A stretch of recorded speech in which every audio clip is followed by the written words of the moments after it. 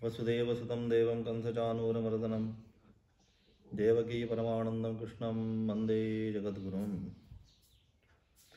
दुसऱ्या अध्यायामध्ये 11व्या श्लोकाला आरंभ करून आपण जर पाहत आलो तर 25व्या श्लोकापर्यंत.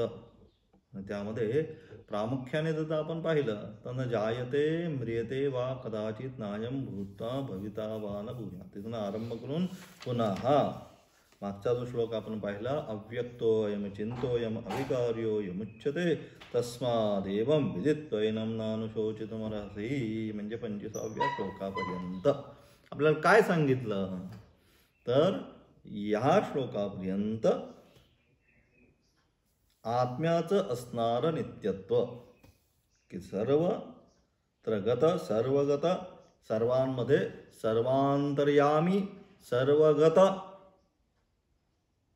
असं असणारं जे तत्व, जे आत्मतत्व आहे हे नित्य स्वरूपाचं आहे. अलग लक्षात, त्याच्यामध्ये त्या आत्मस्वरूपामध्ये कधीच विकार होत नाही, बदल होत नाही, म्हणजे शाश्वत स्वरूपाचं आहे. आणि कसं आहे ते अनादिकालापासून आजचं नाहीये, ते अनादि अनंत. ते अनादिकाल कधीपासून आहे हे सांगता येत नाही, कधीपर्यंत जाणार आहे हे पण सांगता येत नाही. आणि अशा प्रकारे जे तत्व त्रिषु कालेषु, तिन्ही कालामध्ये म्हणजे भूत, वर्तमान आणि भविष्य या सर्वांमध्ये अनुस्यूत आहे असं असणारं ते आत्मतत्व, त्याचा कधीच कोणत्याही प्रकारे नाश होऊ शकत नाही. आणि अशा प्रकारचं जे आत्मतत्व जे आहे की ज्याचा कधीच नाश होऊ शकत नाही, ते वास्तविक तुझं असणारं स्वरूप आहे, हे तू जाणून घे. आणि म्हणून सांगितलं तिथं 11व्या श्लोकामध्ये अशोचा अन्वशोचस्तम प्रज्ञावादांश्च भाषते. लक्षात, ज्याच्यासाठी शोक करायचा नाही त्याच्यासाठी काय करतोय तू, शोक करत आहे. म्हणजे आपण सर्वजण संसारी जे आहेत ते आपण काय करतो, ज्याच्यासाठी शोक करायचा नाहीये त्या वस्तूसाठीच आपला शोक चालू आहे, आपली वृथा धडपड. अलग लक्षात, ज्याच्यासाठी करायला पाहिजे त्याच्यासाठी आम्ही काही करत नाही, आणि ज्याच्यासाठी करायला नाही पाहिजे तीच गोष्ट आम्ही करत करत काय करतो, आम्ही आमचं संपूर्ण आयुष्य वाया घालवतो. म्हणजे संसार संसार म्हणून काय सांगितलं, सम्यक सरति इति संसार. अलग अलग की जो सरति सरति म्हणजे पुढे चाललाय, जो आपल्याला कधीच प्राप्त होऊ शकत नाही तो संसार. आपल्याला वाटतं फक्त की एवढं झाल्यानंतर प्राप्त होईल, हे झाल्यानंतर प्राप्त होईल, ते झाल्यानंतर प्राप्त होईल, एवढं झालं की बस. पण बस होतच नाही. अशा प्रकारे जो कधीच आपल्याला प्राप्त होत नाही तो संसार, आणि जो नित्य प्राप्त आहे, फरक पहा, जो कधीच प्राप्त होत नाही तो संसार, आणि जो नित्य प्राप्त आहे तो परमात्मा आत्मतत्व की नित्य प्राप्त आहे. तुम्ही किती जरी म्हटला की मी नाही, तो नाही, तो नाही आणि मी नाही हे म्हणण्याकरिता सुद्धा त्याचीच शक्ती तुम्हाला अपेक्षित आहे. म्हणून असं असणारं नित्य तुम्ही झोपेत सुद्धा, अत्यंत गाढ निद्रा अवस्थेमध्ये सुद्धा मला सुखाने झोप लागली होती, याचा काय करतो आपण, उठल्यानंतर अनुभव घेतो की अरे वा, आज मला फार शांत आणि सुखाने मस्तपैकी झोप लागली होती. वास्तविक तिथं आहे का, मन इंद्रिय बुद्धी काही नाही, परंतु त्या ठिकाणी सुद्धा त्या वस्तूचा अनुभव घेणारा, म्हणजे ते तुम्ही विसरा, त्याला काही करा, नाही म्हणा, हो म्हणा, काही म्हणा, पण ते शाश्वत सुसंवेद्य की ज्याच्या द्वारे माऊली म्हणतात त्या ठिकाणी जय जय स्वसंवेद्या. स्वसंवेद्या म्हणजे काय? ज्याच्याद्वारे आम्ही हे सर्व जाणतो. ही जाणण्याची जी प्रक्रिया आहे, ही संपूर्ण जाणण्याची प्रक्रिया ज्याच्याद्वारे होते ते तत्व. मग कोणतं मत आहे तत्व? आत्मरूपा. सांगितलं माऊली की ते तत्व म्हणजेच वास्तविक माझा असणारं आत्मस्वरूप, की जे शाश्वत आहे, नित्य आहे, ज्याचा कोणी नाश करू शकत नाही. परंतु एवढा असताना सुद्धा अज्ञान वशात जसं सूर्याभोवती पृथ्वी काय करते? फिरतीये. अलग लक्षात. रात्र ज्यावेळेस होते आहे, रात्र झाल्यानंतर ज्या प्रकारे सूर्य कुठे जातोय का? की रात्र झाली, आता सूर्य गेला दुसऱ्या कुठल्या तरी ग्रहावर झोपायला, किंवा आता रात्र झाली सूर्य कुठेतरी गेला फिरायला, किंवा आता सूर्य सुद्धा आता झोपला असेल, असं आपण म्हणू शकतो का? तर जसा तो नित्य एकाच ठिकाणी शाश्वत स्वरूपाने ज्वलंत राहतो, मग होतंय काय? आमची असणारे, आम्ही ज्या ग्रहावर राहतो ती असणारी पृथ्वी ही काय करते? स्वतःभोवती फिरत फिरत फिरत फिरत काय करते? त्या सूर्याभोवती फिरतीये. आणि ज्या वेळेस तिचा पृष्ठभाग सूर्याच्या समोर येतो, म्हणजे ज्ञान स्वरूप होतो, त्यावेळेस आम्हाला संपूर्ण जगताचं दर्शन होतं. आणि ज्या वेळेस तिचा पृष्ठभाग सूर्यापासून दूर जातो, विरुद्ध दिशेला येते, त्यावेळेस काय होतं? संपूर्ण जगामध्ये अंधकार होतो. म्हणजे आम्हाला मग काहीच कळत नाही. आलं लक्षात? मग आम्हाला दिवस असो रात्र असो, या संपूर्ण घटना ज्या आहेत या कशावर होतात? पृथ्वीवर होतात. सूर्यावर रात्र आहे असं आपण म्हणू शकत नाही. त्याप्रमाणे ते जे तत्व आहे, ज्याला आम्ही आत्मतत्व म्हणतो, आत्मा म्हणतो, चैतन्य म्हणतो, त्याच्यामध्ये अज्ञानाचा कधीच अंश येऊ शकत नाही. म्हणून ते नित्य स्वरूपाने राहणार आहे. आणि असं जे नित्य स्वरूपाचं राहणार, निर्विकार, कोणत्याच प्रकारची क्रिया त्याच्यामध्ये होत नाही, असं असणार शाश्वत चिरंतर जे आत्मतत्व आहे त्याचं स्वरूप सच्चित आनंद स्वरूप. आनंद स्वरूपच आहे. आनंदमयोभ्यासा सांगितलं त्या ठिकाणी की कसं आहे? ते आनंदच आहे. तिकडं आनंदाचे डोही, आनंद तरंग, आनंदाच्या व्यतिरिक्त, म्हणून सांगितलं निरतिशय आनंदाची प्राप्ती त्याच्यापासून प्राप्त होती. ज्याला आनंद, ज्याने ब्रह्मतत्व प्राप्त केलं होतं, त्याला कोणता आनंद होतो? तर जो ब्रह्मतत्वाला प्राप्त करतो, जो स्वस्वरूपाला आपल्या प्राप्त करतो, त्याला निरतिशय आनंद प्राप्त होतो. निरतिशय म्हणजे ज्याच्यामध्ये कधीच, एकदा तो आनंद तुम्हाला प्राप्त झाला की त्यामध्ये कमी जास्त काही होत नाही, एक समान तैल धारावत. आणि आता जो आपल्याला आनंद होतोय हा काय होतोय? हा इंद्रियांच्या अनुषंगाने, जशी वस्तूच्या अनुषंगाने होणारा आनंद कधी कधी दुःखामध्ये सुद्धा परिणित होतो. म्हणून निरतिशय नाही. 2 गुलाबजाम 4 गुलाबजाम खाल्ले तोपर्यंत त्याला आनंद आहे. 5 खाईल, पण त्याच्यापुढे जर खायचं झालं तर काय होतं? तोच असणारा गुलाबजाम काय करतोय? 6 7, मग 8 आल्यानंतर म्हणणार नको. म्हणजे आतापर्यंत 1 2 3 खाताना जो आनंद प्राप्त होता, वस्तू तीच, परंतु आता तीच वस्तू 8 9 खाल्ल्यानंतर काय व्हायला लागलंय? आता नको, अतिशय नकोच म्हणतो आपण. पुन्हा एखाद्याने अगदी आग्रहाने जर वाढायचं धरलं तर काय करतो? आपल्याला कधी कधी क्रोध पण निर्माण होतो. तीच वस्तू की जी 1 2 3 मिनिटापूर्वी आम्हाला अत्यंत प्रिय वाटत होती, ती 2 ते 3 मिनिटानंतर आम्हाला दुःख प्रदान करणारी ठरली. म्हणजेच विषयामध्ये कोणत्याच प्रकारचा आनंद आम्हाला निरतिशय स्वरूपाने प्राप्त होत नाही, हे सांगितलं. अलग अलग. पण निरतिशय आनंद, नित्य स्वरूपाचा आनंद. नित्य स्वरूपाचा आनंद म्हणजे ते चैतन्य शाश्वत तत्वाने प्राप्त केल्यानंतर जो आनंद आम्हाला प्राप्त होतो तो नित्य स्वरूपाचा.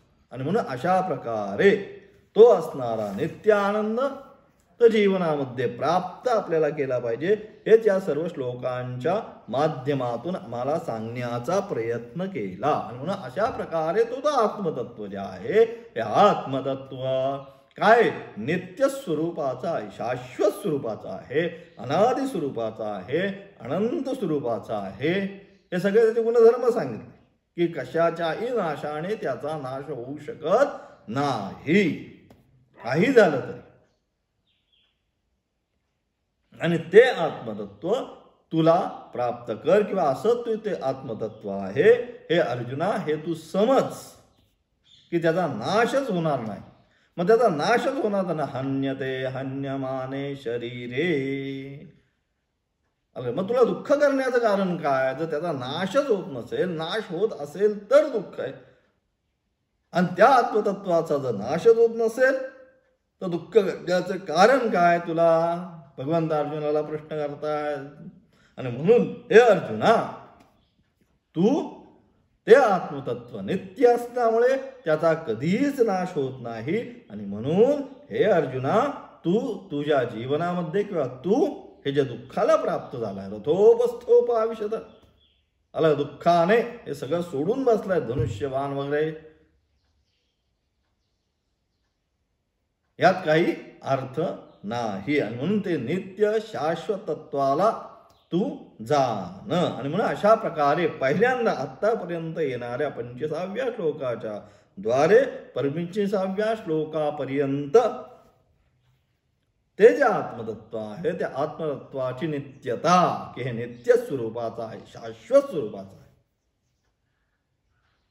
हे सांगण्याचा या ठिकाणी प्रयत्न केला. आणि त्यानंतर आता जरी तुला कळलं नाही, समजा तुझ्या आता तुष्यतु दुर्जन न्यायेन मागच्या पाठात पाहिला आपण की एखाद्याला एखादी गोष्ट कळलीच नाही, बराच वेळा सांगून सांगून जरी कळली नाही, मग आपण काय म्हणतो, जाऊ दे त्याच्या समाधानाकरिता. नाही ना कळत, चला अशा नाही कळत तर अशा प्रकारे सांगू, त्याचं काहीतरी त्यातनं समाधान होईल, त्यातनं तो काहीतरी प्रवृत्त होईल. आणि म्हणून अशा प्रकारे यद्यपि नित्य आहे, शाश्वत आहे, तरी सुद्धा बुद्धीला ग्रहण करणं जर अशक्य झालं तर त्याकरता आत्मनः भाष्यात आरंभ 26व्या श्लोकाची प्रपीठिका म्हणजे पूर्ववृत्तांत काय म्हणतात आचार्य, आत्मनः अनित्यत्वम अभ्यगम्य इदम उच्यते औपचारिक रूपाने. आत्म्याची अनित्यता स्वीकारून की ठीक आहे तू नित्य नित्य नित्य तुला समजा कळत नसेल तर त्या आत्मतत्वाचं अनित्य स्वरूपाने आम्ही ग्रहण करतो. औपचारिक म्हणजे वास्तविक नाही, तुला समजण्याकरता. अलग अलग लहान मुलांना समजण्यासाठी कधी कधी अनेक गोष्टी आपल्याला करायला लागतात घरामध्ये, जसा अलग लक्षात. मग त्याप्रमाणे का वास्तविक नाही, परंतु त्या लहान मुलाला ती गोष्ट कळावी हे असं असतं. शाखा चंद्र न्यायेन शास्त्र त्याला म्हणतं की डायरेक्ट चंद्र जर दिसत नसेल तर आपण काय म्हणतो, ते झाड बघ, झाडावरून असं बघ, त्याच्यावरून तसं बघ, ती फांदी बघ करत करत तिथपर्यंत नेतो.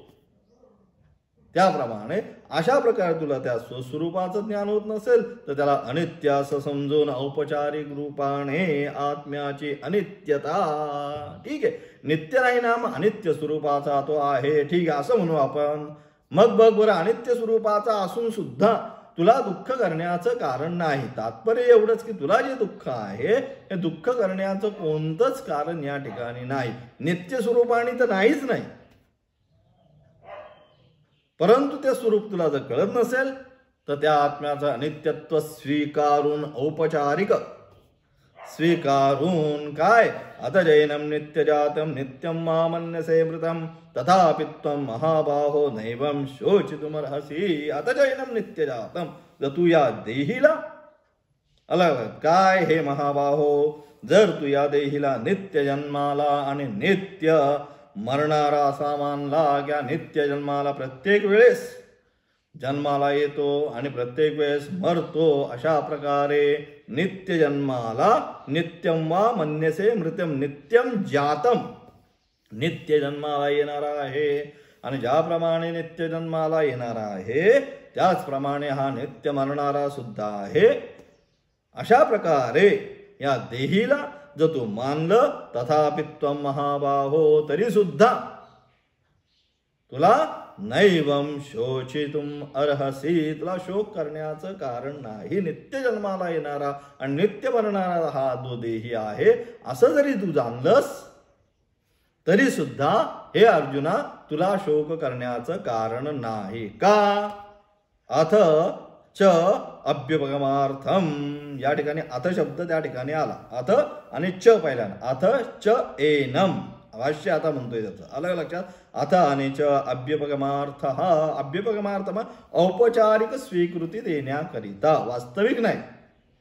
जसं म्हटलं त्याप्रमाणे वास्तविक जन्माला पण येत नाही मरत पण नाही, परंतु तुला जर वाटतंय ना तो जन्माला येतोय आणि मरतोय म्हणून अथ च, तसं त्या अनुषंगाने जरी गेलो तरी सुद्धा काय, अथ आणि च अभ्युपगमार्थ, हा अथच्या दोन्ही अव्यय औपचारिक स्वीकृती देण्याकरता आहे, वास्तविक नाही. तुझ्या मनाने आता तुझ्या बाजूने आपण चालू तरी सुद्धा तुला दुःख करायचं कारण नाही. सांगतो का, एनम प्रकृतम आत्मानं नित्यजातम लोकप्रसिद्ध्या प्रत्यनेक शरीरोत्पत्ति जातो जात इति मन्यसे तथा प्रतितद् विनाशम नित्यम वा मन्यसे मृतम मृतः मृत इति. अशा प्रकारे यदि तू काय या आत्म्यास काय म्हणतोय तर कायम जन्म घेणारा म्हणजेच प्रत्येक अनेक शरीराच्या उत्पत्ती बरोबर उत्पन्न होणारा, नवीन शरीर उत्पन्न झालं की नवीन आत्मतत्व निर्माण झालं,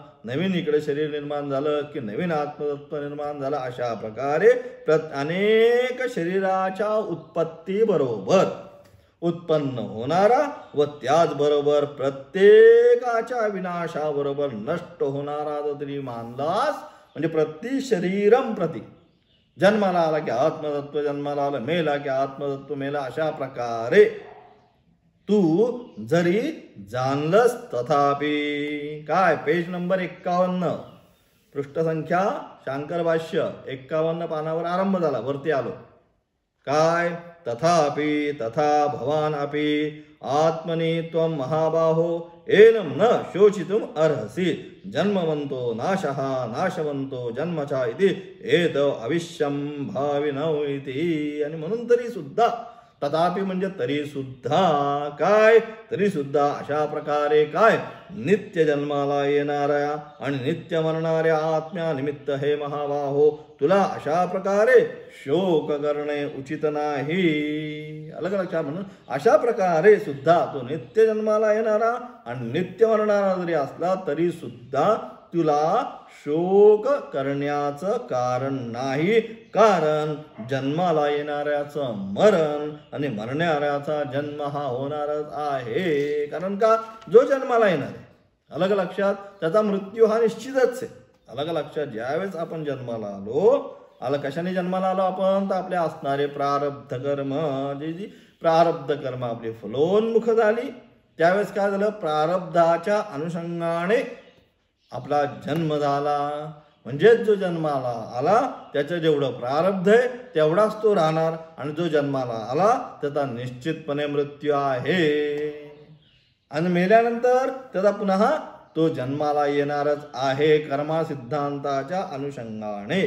कारण त्याची पुन्हा जी असणारी जी संचित आहे त्या संचित कर्मामधील पुन्हा जी कर्म फलोन्मुख होणार आहे ती पुन्हा काय होणार आहे, प्रारब्धामध्ये होणार आहेत, आणि प्रारब्धाच्या अनुषंगाने पुन्हा त्याचा जन्म होणार आहे. असं असणार हे जन्म आणि मृत्यूचं चक्र.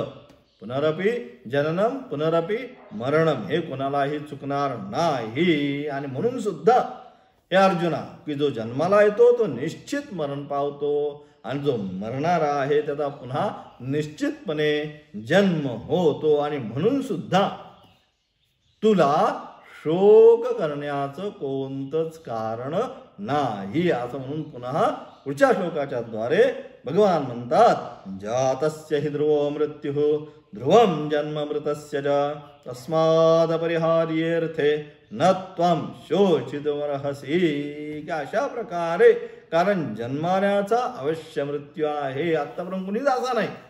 अलग लक्षात की तो जन्माला आल्याने त्याचा मृत्यूच झाला नाही. जेवढे म्हणून जन्माला आले ते यांचा मृत्यू हा निश्चित आहेच. ज्या वेळेस जन्माला आला त्याच वेळेस, अलग लक्षात, लांब नाही, अलग लक्षात. हे म्हणजे पंचस्थय गर्भस्थैव सृजन्ते पंचैते, अलग जन्म मृत्यू, त्याची विद्या संपत्ती आणि कर्म शास्त्र म्हणतो.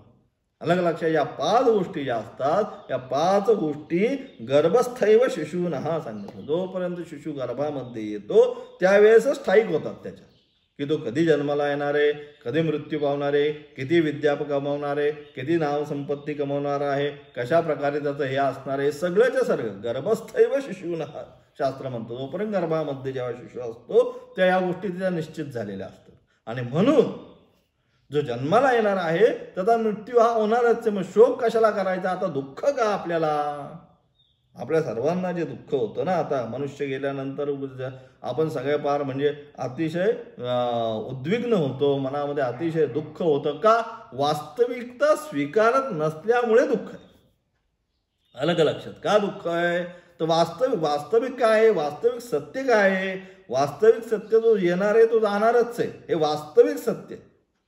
परंतु आम्ही काय झालं? अज्ञान, माया, या मायेमुळे काय आम्ही बसलो की हा तो जन्माला आला म्हणजे कायमच राहणार आहे अशा भावनेने, अलग लक्षात, आमचा संपूर्ण व्यवहार असल्यामुळे काय होतं, तो गेल्यानंतर आम्हाला अत्यंत आम्ही व्यथित होतो, दुःखित होतो. परंतु वास्तविकता स्वीकारली तर काय? वास्तविकता काय? जन्माला आला म्हणजे मृत्यू हा निश्चितच आहे. अलग अलग. वास्तविक या संपूर्ण जगतामधलं असणारं वास्तविक सत्य जर विचारलं की काय याच्यामध्ये वास्तविक सत्य आहे, संपूर्ण जगतामध्ये वास्तविक सत्य काय आहे, तर वास्तविक सत्य एवढंच आहे, मृत्यू हेच सत्य आहे. त्या व्यतिरिक्त सर्व जे आहे असत्य स्वरूपाचा आहे. जेवढं म्हणून आहे, बघा तुम्ही अभ्यास करा या गोष्टीचा, की बघा तुम्ही विचार करा की काय सत्य आहे या संपूर्ण जगामध्ये. बंगला सत्य आहे, गाडी सत्य आहे, जमीन सत्य आहे, प्रॉपर्टी सत्य आहे, मुलं बाळ सत्य आहे. वास्तविक सत्य काय? जरी आपण हे सगळं जरी कमवत असलो तरी वास्तविक सत्य काय? वास्तविक सत्य हा मृत्यूच आहे. अलग लक्षात. त्याच्या व्यतिरिक्त दुसरी गोष्टच सत्य नाही. अलग अलग. तो तुम्ही काही करा, कुठेही ठेवा, ज्या वेळेस त्याची वेळ येणार त्यावेळेस तो येणारच. म्हणून अशा प्रकारे जातस्य हि ध्रुवो मृत्यू, कारण जो जन्माला येणार आहे त्याचा अवश्य मृत्यू होणार आहे. आणि मरणाऱ्याचा पुन्हा त्याच्या कर्मविपाकानुसार, अलग कर्मसिद्धांत आहे त्या ठिकाणी, कर्माच्या अनुषंगाने जेवढे काही मृत्यूला जातील त्यांचा पुन्हा त्या त्या कर्माच्या अनुषंगाने ते जन्माला येणारच आहे. म्हणून त्यांचा पुन्हा अवश्य जन्म होईल. त्या जन्म मरण रूप परिवर्तनाच्या प्रवाहाचे निवारण होऊ शकत नाही. आणि म्हणून हा जन्म आणि मृत्यूचा जो प्रवाह आहे, या जन्म आणि मृत्यूच्या प्रवाहातून आपण किती जरी म्हटलो काय, मी ह्या प्रवाहातून बाहेर येऊ इच्छितो. कशातून? कोणत्या? जन्म मृत्यूच्या प्रवाह. जोपर्यंत तुम्हाला स्वस्वरूपाचं ज्ञान होत नाही तोपर्यंत काय, या जन्म आणि मृत्यूचा जो प्रवाह जो चालू आहे या प्रवाहामध्ये आपण नित्य वाहणारे आहोत. आणि म्हणून जेव्हा आपल्याला सुस्वरूपाची प्राप्त होईल, अज्ञानेन ज्ञानाग्नी सर्व कर्माणी भस्मसात कुरुते अर्जुन. तो ज्ञानरूपी अग्नी जी आहे, जी विद्या आहे, ते विद्या काय करणार? जोपर्यंत या अविद्येचा नाश करत नाही तोपर्यंत हा प्रवाह जन्म आणि मरणाचा जो आहे त्याच्यामध्ये आपण पडलेलो आहोत. आपण हे असेच वाहत जाणार आहोत. कुठल्याही परिस्थितीमध्ये या प्रवाहातून आपण बाहेर येऊ शकत नाही. म्हणून अशा प्रकारे जो जन्माला येणार आहे तो निश्चितपणे मरणार आहे, आणि जो मरणार आहे तो निश्चित जन्माला सुद्धा येणार आहे. आणि म्हणून अशा प्रकारे हा जन्म आणि मनरूपी परिवर्तनाचा जो प्रवाह जो आहे, या प्रवाहामध्ये आपण सगळे पडलेलो आहोत. जन्म मरण जन्म मरण जन्म मरण, अलग दुसरं काही नाही. पुनरपि जननम पुनरपि मरण, जन्म मरण. महाराज म्हणतात किती वेळा जन्म आहे, अलग नित्य व्हावे फजित, याचं निवारण होऊ शकत नाही. आणि म्हणून या विषयामध्ये तू शोक करू नकोस. आणि म्हणे अर्जुना तुला जो शोक होतोय की काय की या सर्वांना मी मारून टाकेल, अलग लक्षात कोणाला मारणार आहेस तू वास्तविक पाहता, या शरीराचाच नाश होणार आहे. अलग लक्षात ते जे तत्व आहे ते तत्व अज्ञान स्वरूपामध्ये ज्या त्याचं ज्ञान होईल त्या जन्म आणि मरण त्याला नित्य आहे, जोपर्यंत स्वस्वरूपाची प्राप्ती होत नाही तोपर्यंत. आणि म्हणून सुद्धा तुला दुःख करण्याचं कारण नाही असणारं त्याचं भाष्य. काय जातस्य, जातस्य म्हणजे काय, लब्ध जन्मनः ध्रुवः अव्यविचारे मृत्यु मरणम ध्रुवम जन्म मृतस्य च तस्मात् अपरिहार्यः अयम जन्म मरण लक्षणः अर्थः तस्मिन् अपरिहार्थे. काय न त्वं शोचितुम अर्हसि. आचार्य म्हणतात भाष्यामध्ये काय म्हणतायत, तर ज्याने जन्म घेतला आहे त्याचे मरण निश्चित आहे. जन्म घेतला म्हणजे मरण निश्चितच आहे. आणि जो मरण पावला आहे त्याचा जन्म, जो मरण पावलेला आहे त्याचा जन्म सुद्धा निश्चितच आहे. आणि म्हणून हा जन्म मरण रूप भाव अपरिहार्य आहे. अलग लक्षात, त्यामध्ये कुठल्याच प्रकारचं अपरिहार्य आहे. त्यामध्ये तुम्ही काही कुठल्या ह्याला परिहार काय आहे का, काही नाही, अपरिहारार्थ आहे. अलग लक्षात, याच्यामध्ये कुठल्याच प्रकारचा परिहार देऊ शकत नाही, अपरिहार्य आहे. अर्थात कशा प्रकारेही याचा प्रतिकार केला जाऊ शकत नाही, याच्यातनं बाहेर येऊ शकत या जन्म आणि मरणाच्या चक्रामधून काही तुम्ही करा. अलग याच्यातून बाहेर पडायचं असेल तर एकच स्वस्वरूपाचं ज्ञान, तद व्यतिरिक्त दुसरं नान्य पंथा विद्यते अनाय. शास्त्रामध्ये दुसरा कुठलाच मार्ग नाही याच्यातनं बाहेर पडायचं. जोपर्यंत सुस्वरूपाचं ज्ञान नाही तोपर्यंत या प्रवाहामध्ये आपण असेच वाहत राहणार आहोत. अलग लक्षात. आणि ही सर्व असणार अलग दुःख आदौ कर्म प्रसंगात कलयते कलुषम मातृकक्षावस्थित धम्माम. त्या ठिकाणी सांगितलं, त्या यांनी सुंदर केलं शिवाचं भजन की आदौ कर्म प्रसंगात कलयते कलुषम मातृकक्षाव. माझे असणारे कर्म प्रसंगात, अलग अलग जे कर्म जी होती त्या कर्माच्या अनुषंगाने तू मला काय केलं, त्या मातेच्या गर्भामध्ये मातृकक्षावस्थित अम्माम, त्या मातेच्या कक्षामध्ये तू मला जन्माला घातलं. म्हणजे जन्माला घालण्याचं मूल कारण काय, आदौ कर्म प्रसंगात, जी माझी कर्म होती त्या कर्माच्या अनुषंगाने तुम्हाला कलुषम म्हणजे अत्यंत जीवाची असणारी पहिली अवस्था, त्या अवस्थेमध्ये मातेच्या गर्भामध्ये तुम्हाला जन्माला घातलं. पुढे ते सगळ्या अवस्थेचं त्यांनी वर्णन केलं. आता इथे तेवढं सांगायला हे नाही असो, परंतु म्हणून याच्यामध्ये कुठल्याच प्रकारचं, इथे एवढंच सांगायचं, याच्यामध्ये कुठल्याच प्रकारचा आपण प्रतिकार केला जाऊ शकत नाही. आणि म्हणून सुद्धा अलग लक्षात, या विषयामध्ये तुला शोक करणे उचित नाही. कारण का, तर कार्यकारण संघात्मकानि अभिभूतानि उद्दिश्य शोक न युक्त कर्तुम यतः. आणि म्हणून कार्यकरण संघात, कार्य म्हणजे शरीर, अलग आहे, शरीराला आपण काय म्हणतो कार्य, आणि कर्ण म्हणजे ही असणारी इंद्रिय, याला म्हणतात कार्य कर्ण संघात. शास्त्रामध्ये कार्य म्हणजे शरीर, आणि शरीर आणि इंद्रिय असणारे पंच ज्ञानेंद्रिय पंचकर्मेंद्रिय यांचा असणारा हा संघात. म्हणून कार्यकरण संघात रूप प्राणी मानल्यानंतर सुद्धा काय त्याच्या उद्दिष्ट निमित्त शोक करणे उचित नाही. शरीराच्या अनुषंगाने सुद्धा जे कार्यकरण संघात जे आहे शरीर, हे कार्यकरण संघात रूपी शरीर प्राणी मानल्यानंतर सुद्धा त्याच्या उद्देश निमित्त शोक करणं उचित नाही. कारण या शरीराची असणारी प्राप्ती कुठपर्यंत आहे, तर शरीराची असणारी प्राप्ती अव्यक्तादीनी भूतानी. 28वा श्लोक दुसरा अध्यायातला काय म्हणतात, अव्यक्तादीनी भूतानी व्यक्त मध्यानि भारत अव्यक्त निधनान्येव तत्र का परिदेवना. म्हणतात पुन्हा भगवंत की जे शरीर जे आहे काय, हे सर्व संपूर्ण शरीर, हे सर्व प्राणी जन्मापूर्वी म्हणजे आता याच्यापूर्वी 40 वर्षापूर्वी 50 वर्षापूर्वी हे काय होतं, अदृष्ट अवस्थेमध्ये होतं, तुम्हाला दिसत नव्हतं, अप्रगट होतं. आणि त्यानंतर याच्यानंतर 40-50 वर्षानंतर पुन्हा काय होणार आहे, मृत्यूनंतर पुन्हा अप्रगट होईल. म्हणजे पहिल्यांदा नाही, शेवटी नाही, दोन अवस्थेमध्ये नाही, आदे अंते च यन्नास्ति मध्येपि तत्तथा. शास्त्र म्हणतं जे प्राथमिक अवस्थेमध्ये नाही आणि शेवटच्या अवस्थेमध्ये जे वस्तू नाही ती मध्ये सुद्धा कशी प्राप्त होईल. तर ती मध्ये सुद्धा नाही या भावनेनेच प्राप्त. अलग लक्षात. मध्यस्मी तत्तथा त्याप्रमाणेच ती आहे. आणि म्हणून तेच या ठिकाणी सांगितलं काय, हे सर्व प्राणी मात्र जन्मापूर्वी अप्रकट होते. जन्म घेण्याच्या आधी संपूर्ण जीव प्राणी मात्र काय अप्रकट अवस्थेमध्ये होते.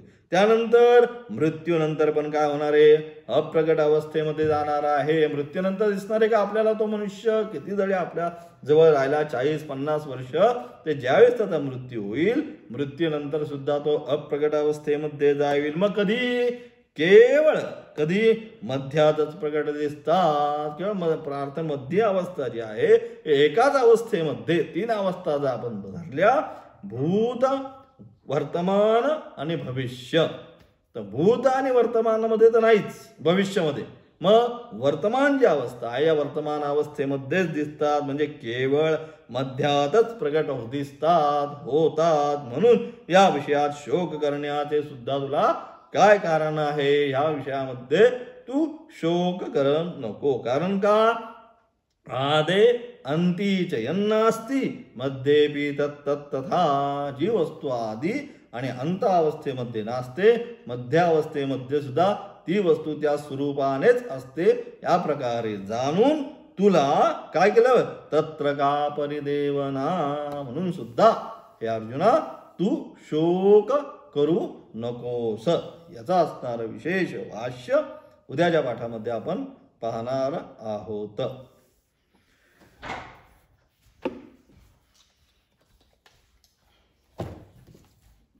15वा अध्याय.